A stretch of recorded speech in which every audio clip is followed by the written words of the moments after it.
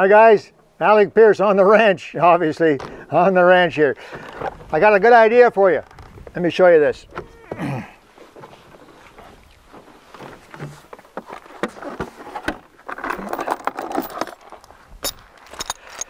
had this tractor now for probably about 10 or 12 years. I'm not exactly sure how long. It's been a great tractor, John Deere, big name, and pretty good.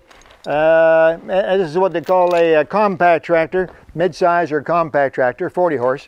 Been doing a great job. If you have a place like this, we have 166 acres, 700 foot long laneway, and we have horses, so we move hay. You can see the hay fields, and we do hay and all that kind of. You can't live without a tractor. I would give it my pickup truck. Well, I wouldn't. But anyway, you need both. But you have to have a tractor in a place like this. We have a mower, and I have a backhoe for it, and a snow blower, of course. And I can't name all the attachments we have for the tractor. It makes it just fantastic. But early on, when we first came up here and started to build this ranch, because this was nothing but empty field when we first came here in 99, I think it was. And we had to build everything, the house and the garage and the shed and the barn, everything from scratch. We had to put a lot of fences in as well.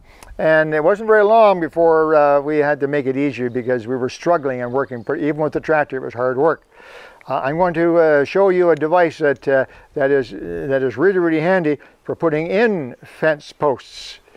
I'll show you that in another episode shortly. But one of the problems we have was figuring out how to get posts out of the ground, how to lift a post safely.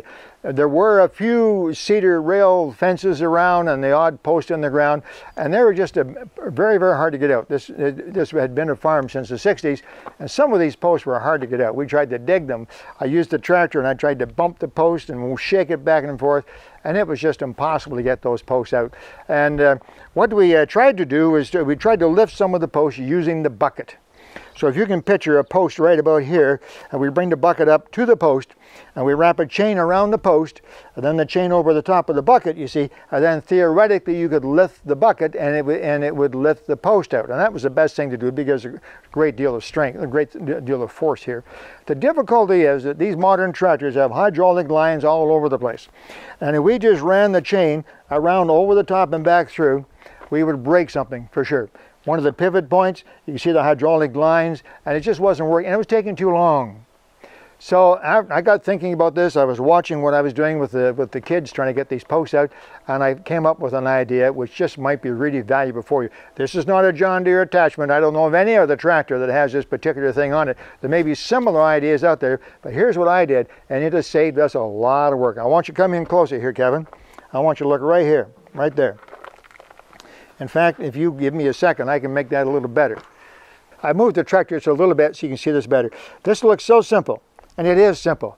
This is 2 pieces of metal. Now, it's pretty good metal on there. I think this is, it's not 1/2 inch, it's probably, I'm not exactly sure what it is, 5/16, could be a bit more than that, 3/8 maybe, steel. I want it to be fairly strong. I wasn't exactly sure how this would work. But I got 2 pieces of steel, and I cut them. You can see it's very simple. There's a square piece here, or a rectangular piece here. This is about 3.5 or so inches across and about 6 inches long. And I drilled a hole in this end. I think that's a 3/4 inch hole. I'm pretty sure it's a 3/4 inch hole.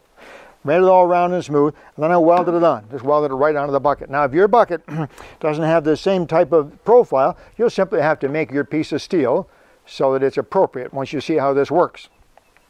And then for strength, because I didn't want this bracket and the force I'd be putting on the bucket because of that bracket to be tearing into the bucket itself. The bucket is strong, but I didn't think it would hurt. So I took another piece of the same steel, and you see there's another bracket in behind just to give it strength.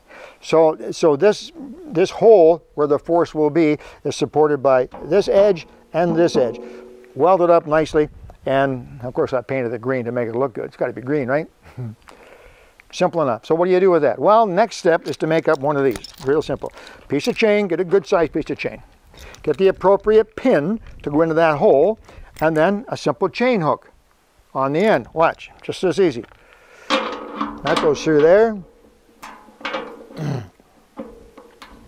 And the clip pin goes on the back like that. Just that easy. Won't come out. Chain hangs down like so. That's it. That's the whole idea.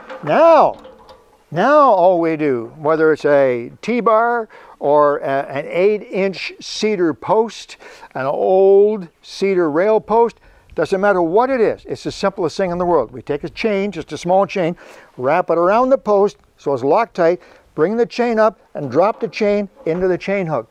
So if the chain that you're using to pull the post is 4 feet long and you only need 2 feet, it doesn't matter because you're going to pull it up snugly and hook it into the hole. Now start the tractor and just use upward force. It pulls straight up.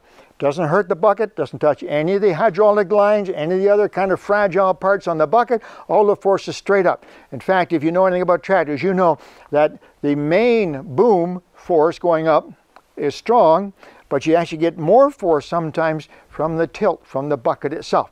So you can lift it up, bring everything nice and tight, and then just use the bucket. Tip the bucket back, and it'll slowly ease those T-bars, or the worst ones in the springtime, after they've been frozen all winter, or even 4, 6, or 8-inch cedar posts that have been set deep into the ground. It'll surely pull them straight up and out of there, easy as anything. We have been so pleased with what this has done for us. I would not buy a tractor without having one of these installed right away.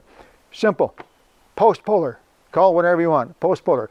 Now we've used it for other things as well because it's so handy. Sometimes we'll get long bars, a bunch of T-bars or posts or logs, whatever it is in the front of the bucket, and for extra security I'll put this in and I'll use a chain around them to make them extra strong.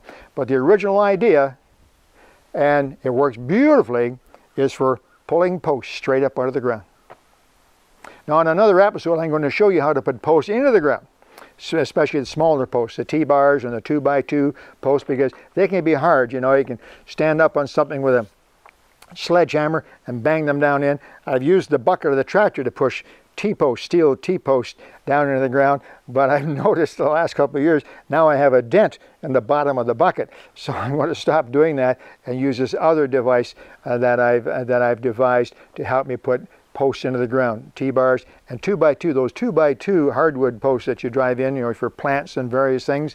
I'll show you some of those. Sometimes they're a nuisance to put in. If you try to bang them in with a sledgehammer, the end all splits to pieces. I'll show you how to do that too. But there you go. Very simple. Chain hook for pulling posts out of the ground. There's an idea for you. Maybe you can make something like that, modify it for your own tractor.